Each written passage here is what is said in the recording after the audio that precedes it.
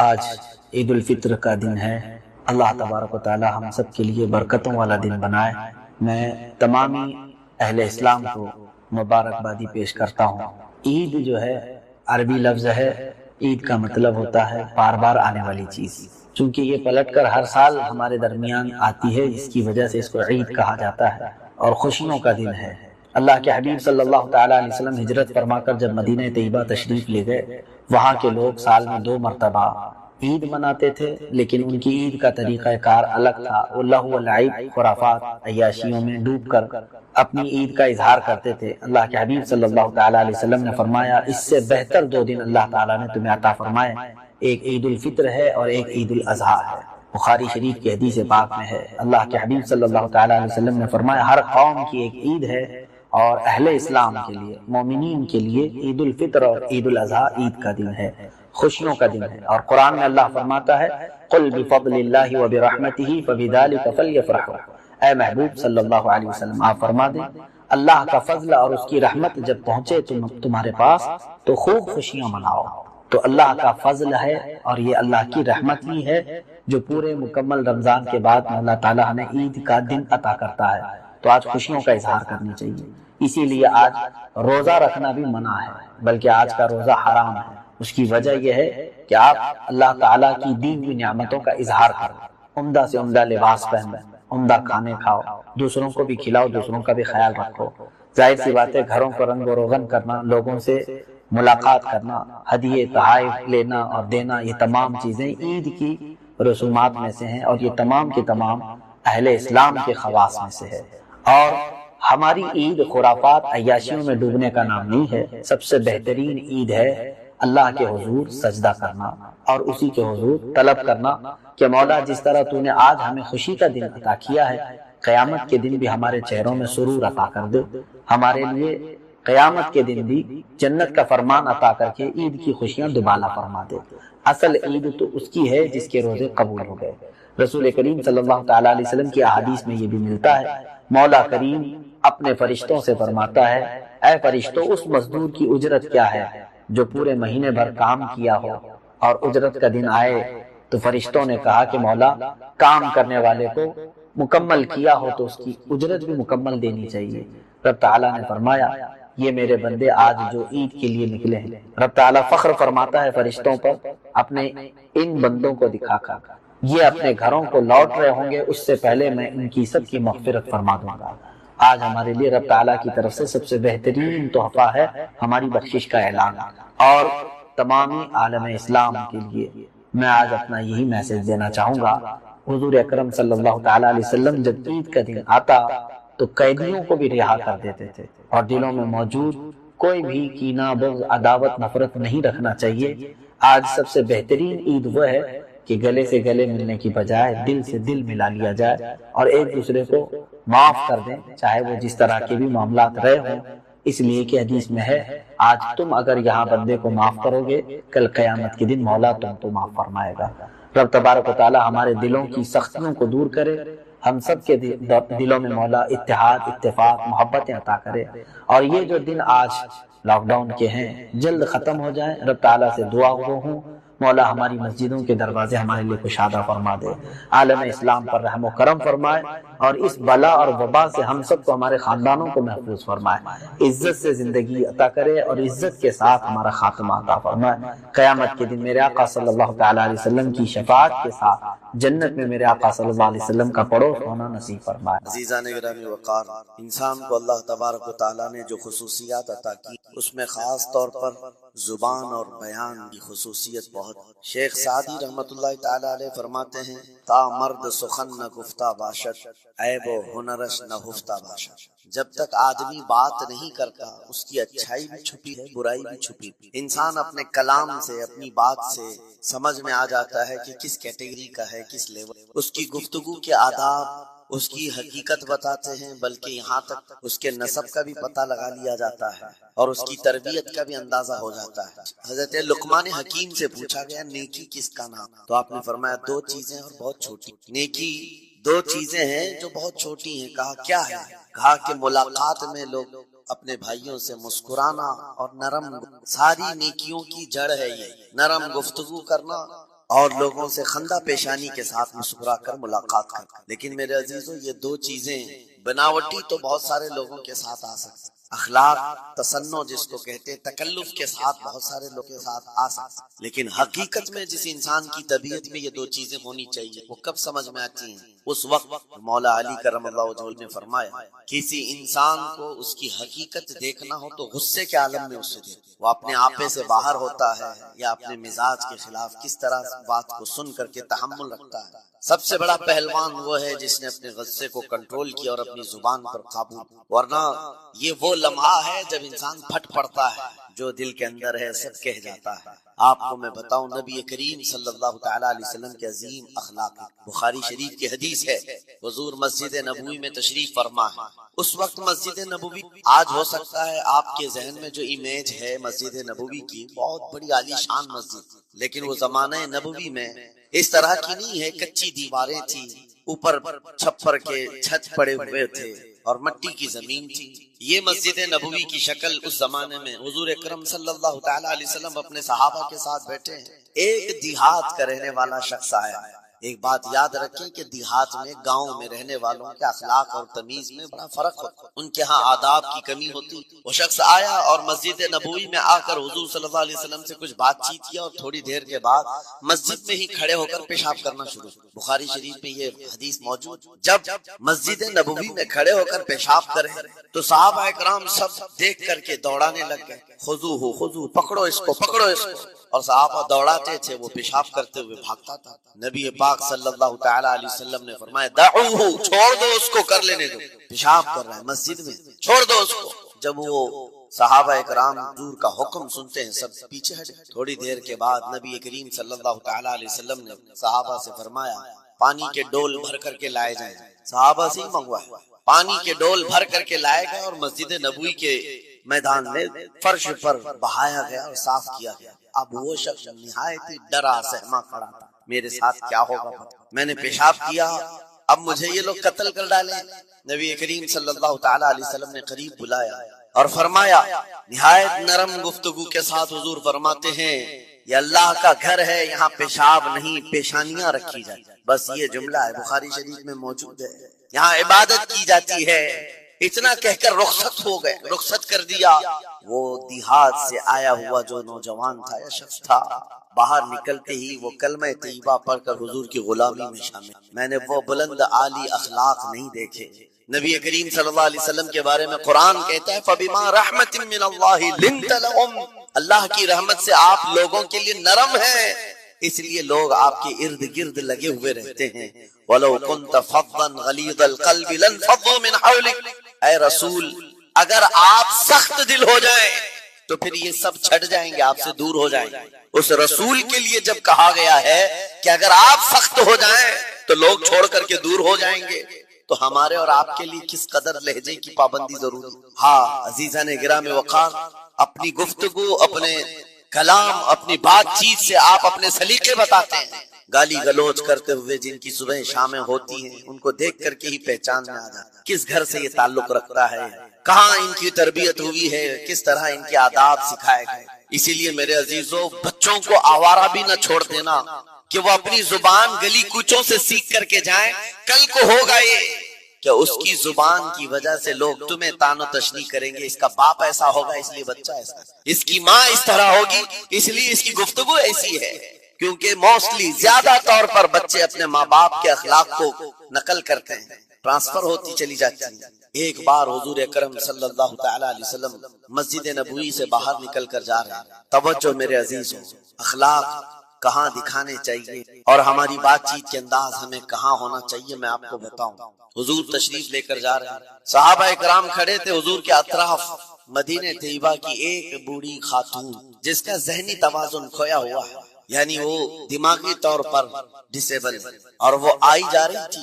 لوگ جب بھی اس کو دیکھتے راستہ کاٹ لیتے، وہ جس کو بھی پکڑتی تھی سنانا شروع کرتی تھی، جو منہ میں آئے بکنے لگ جائے اور لوگوں کو تنگی محسوس ہونے لگتی. صحابہ نے دیکھا کہ یہ عورت آ رہی ہے، حضور کی طرف آ رہی ہے. سب نے حضور صلی اللہ علیہ وسلم کو گھیر لیا، اس کا راستہ روکنے کے لیے. اب آئے گی اور نبی کریم صلی اللہ علیہ وسلم کے پاس اگر زبان درازی کرنے لگ جائے، پاگل عورت ہے اور بک بک کرنے لگ جائے، حضور پاک صلی اللہ علیہ وسلم کے ادب میں کہیں کمی نہ آ جائے۔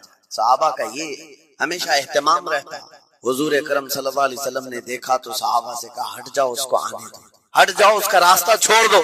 صحابہ نے کہا یا رسول اللہ صلی اللہ علیہ وسلم، اس کا ذہنی توازن ٹھیک نہیں ہے، دماغی طور پر وہ عورت ٹھیک نہیں ہے، وہ آئے گی اور لمبی باتیں کرتی ہے، لا یعنی باتیں کرتی ہے، کہیں آپ کی شان پاک میں کوئی گستاخی نہ ہو جائے۔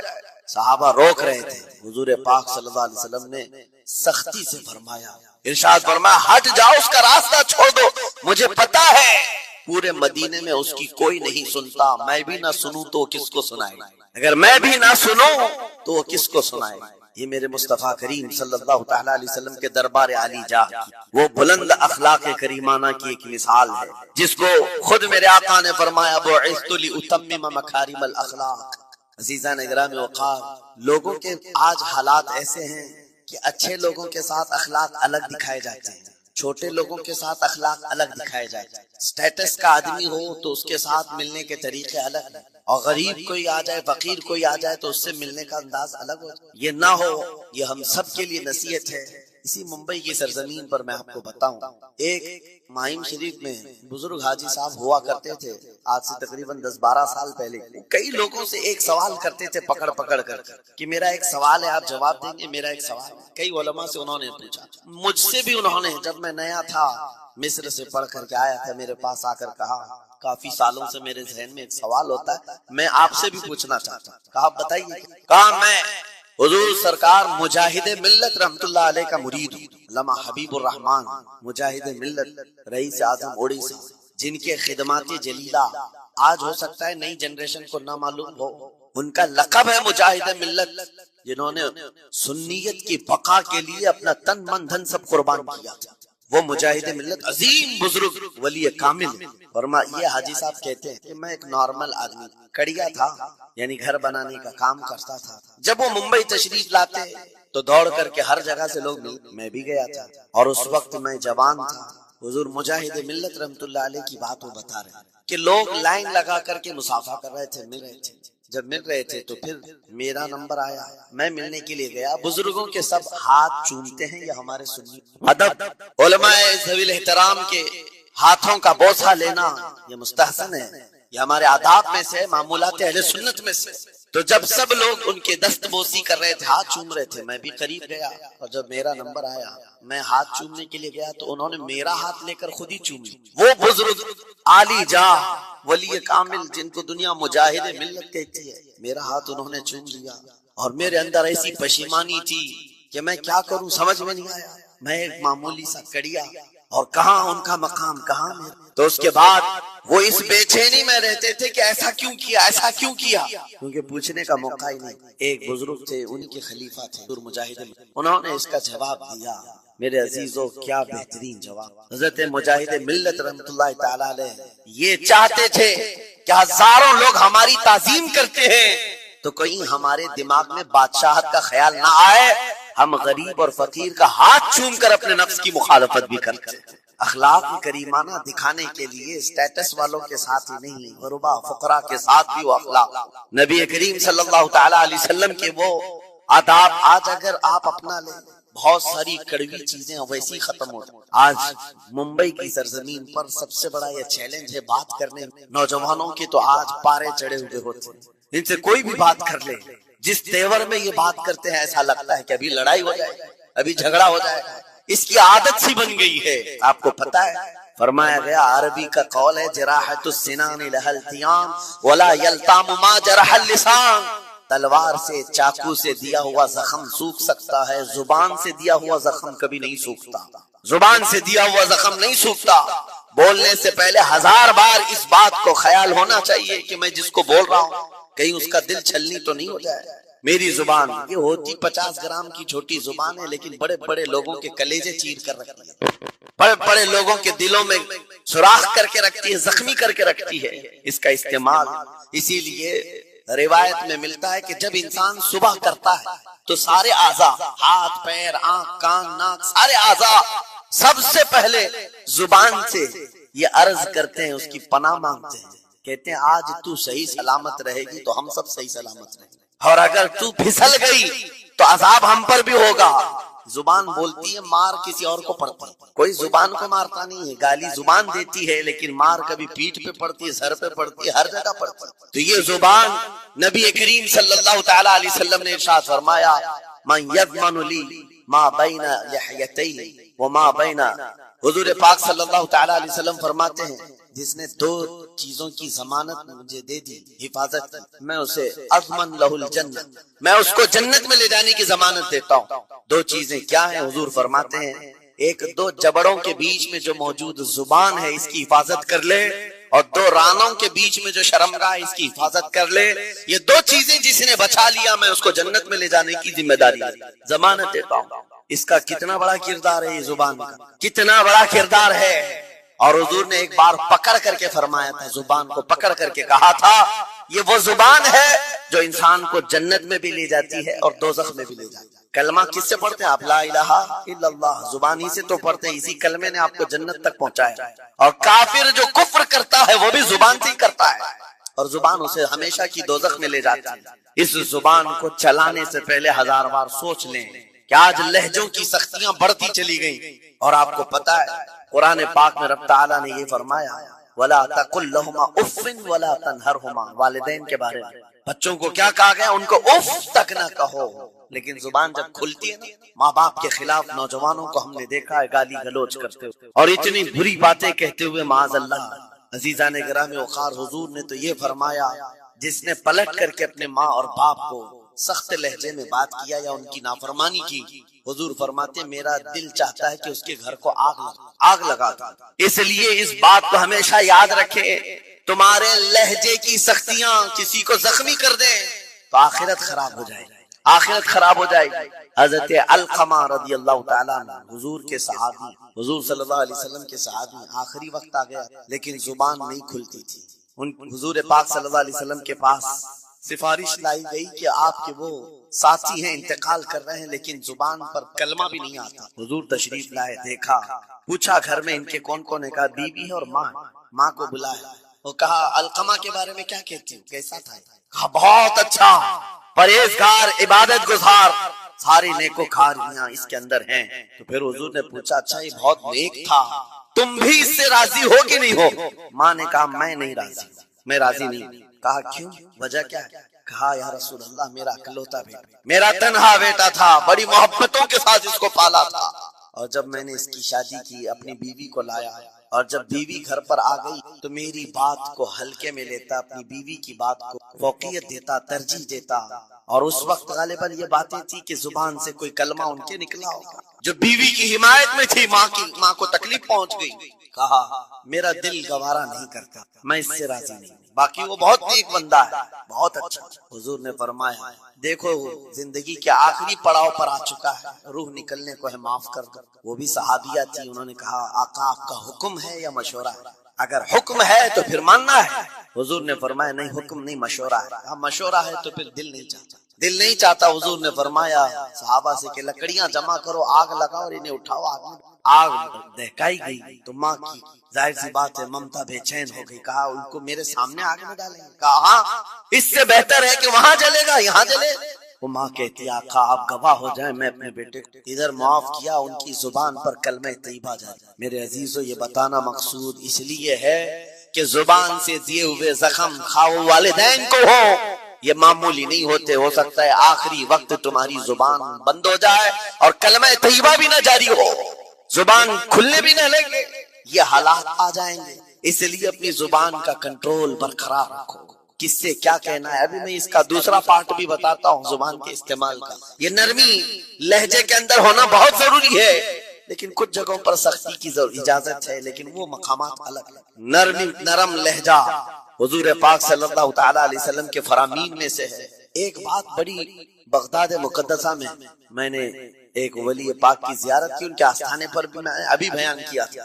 حضرت بہلول دانا مجذوب بزرگ تھے، اور بغداد کی گلیوں میں کہیں پر بھی بیٹھ جاتے تھے، اور جو جھانکار تھے وہ سمجھتے تھے اللہ والا بندہ ہے۔ مجذوب کس کو کہتے ہیں؟ جس کی یاد الہی میں عقل فنا ہو گئی، ختم ہو گئی، اللہ کے ذکر میں اور اللہ کی یاد میں اپنے آپ کو فنا کر دیا ہے۔ اس کے اوپر شریعت کا قلم نہیں. ظاہر سی بات ہے شریعت کے سارے احکام اس پر ہے جس کی عقل سلامت ہے. عاقل ہو بالغ ہو تو نماز فرض ہے نا, عقل ہی نہیں ہے تو وہ مجذوب ان اولیاء کو کہتے ہیں. لیکن ان کے بارے میں حدیث میں ہے, اللہ کے نبی نے فرمایا وہ ایسے بندے ہیں کہ اگر اللہ کو قسم دے دے کسی بات کی, اللہ ان کی قسم پوری کرتا.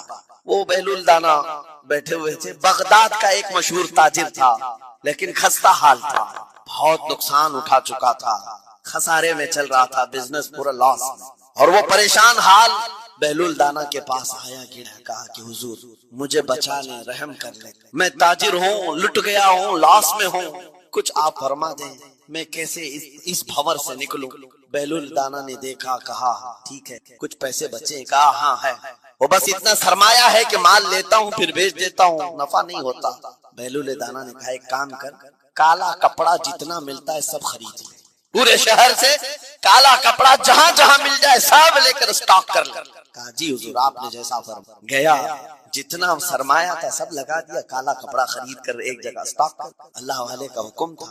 لیکن ہوا ہی کہ بغداد کا معمول تھا, 8 دن گزرے نہیں تھے کہ وہاں وقت کے حاکم کا انتقال ہوا, اور جب حاکم کا انتقال ہوتا تو شہر کے جتنے بڑے لوگ ہوتے, رئیس لوگ, وہ اس کے سوگ میں, اس کے غم میں کالا کپڑا پہنتے تھے, اور کالا کپڑا سوائے اس تاجر کے کسی کے پاس نہیں, اور سارے بڑے لوگ پیسوں سے اس کے پاس کالا کپڑا خریدنے آئے. یہ منہ بولے قیمت پر, جیسے تیسے جتنی قیمت پر بولے سب خرید کر لے جاتے ہیں, اور پل بھر میں ایک دن کے اندر وہ بہت بڑا کروڑ پتی بنے, بہت مال آ گیا.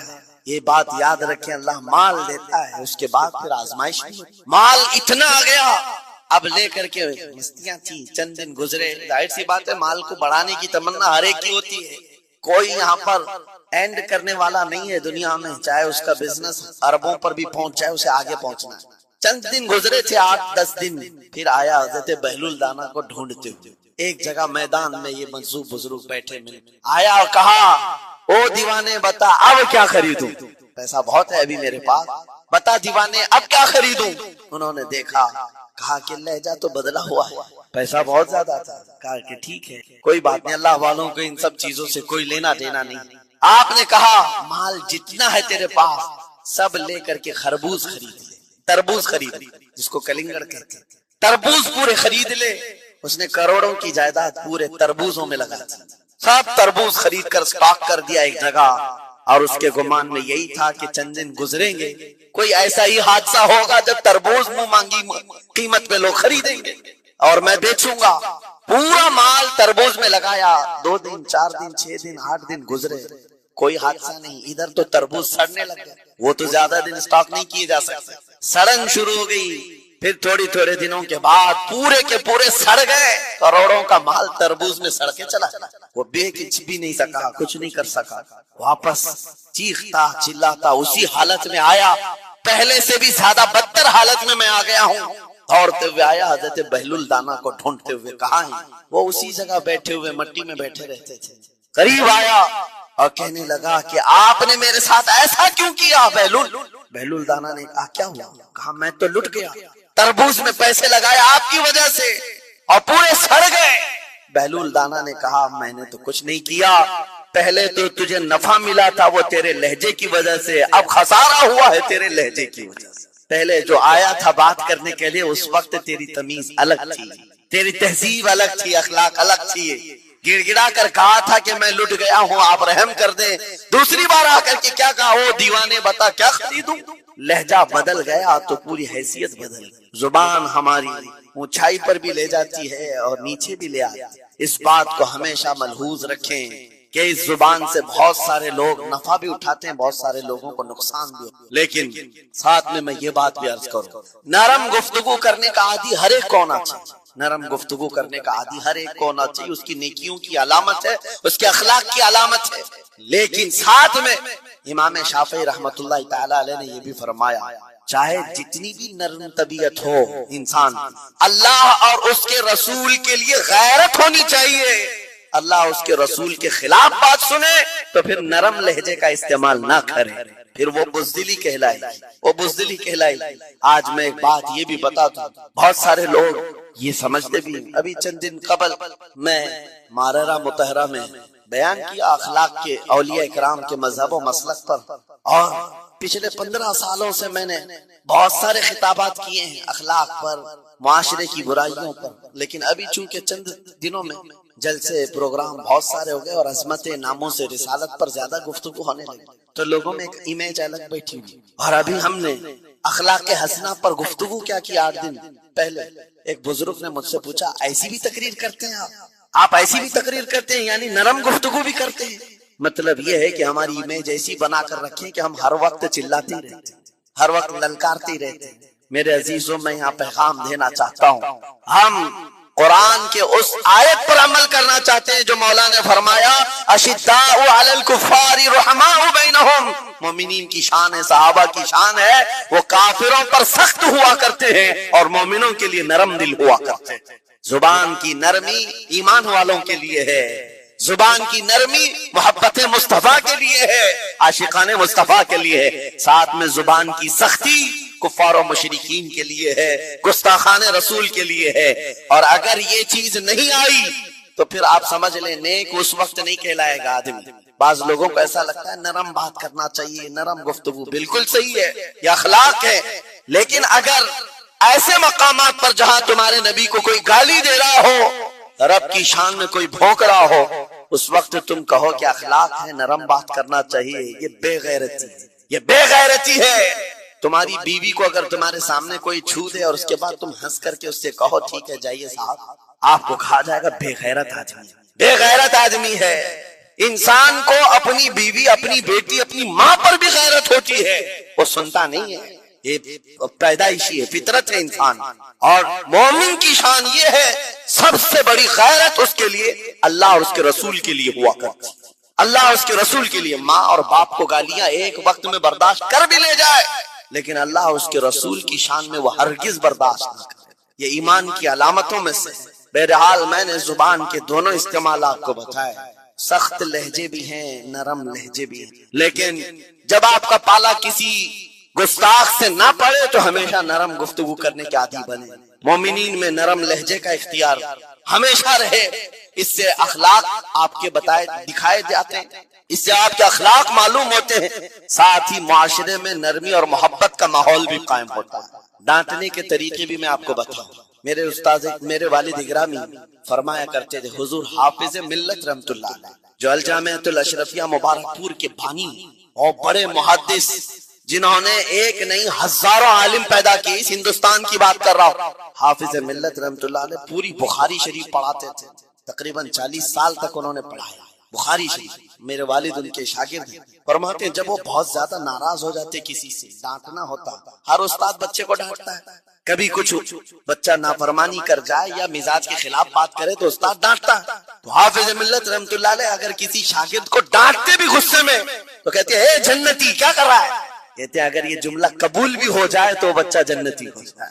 لہجے کی یہ استعمالات اولیاء سے سیکھو میرے عزیزو۔ غصے پر کنٹرول اس وقت تمہارے اخلاق معلوم ہوتے ہیں جب تمہارا غصہ عروج پر ہوتا ہے، اس وقت تمہاری حقیقت لوگوں کے سامنے آتی ہے۔ وہ اپنے شاگردوں کو ڈانٹتے بھی تو جنتی کہہ کر ڈانٹتے، یعنی کوئی گالی نہیں ہے، کوئی برے کلمے نہیں ہے، بلکہ ایسا جملہ ہے کہ اگر قبول بھی ہو گیا استاد کی زبان سے، اس کی تو زندگی وصول ہوگی، اس کا بیڑا پار ہو گیا۔ ہمارے درمیان ماں باپ کو بھی یہ چاہیے کہ بچوں کو کس طرح کے اخلاقات دے رہے ہیں۔ گفتگو کرنے کے متعلق قرآن میں اللہ تعالیٰ نے آداب بتائے، جب آپ گھروں کے اندر موجود ہوں تو بچوں کے سامنے کس طرح کی گفتگو کیا کریں، کیسی بات کریں۔ شوہر اور بیوی جس طرح کی باتیں کر رہے ہیں بچے کے دماغ میں وہ پورا کا پورا چھپتا ٹرانسفر ہوتا ہے، اسی لیے کہا گیا ایڈلٹ گفتگو کبھی بھی بچوں کے درمیان نہیں کی جائے، جو میچورٹی میں نہیں ہے ان بچوں کے سامنے ماں اور باپ بیٹھ کر کے کلام بھی نہ کریں، بات نہ کریں۔ معاشرہ تو آج ایسا ہے سب پوری فیملی لے کر کے بیٹھے ہوئے ہیں، اور حد تو یہ ہے کہ گندی فلمیں سامنے لگی ہوئی رہتی ہیں، وہ کیسے بچا پاؤ؟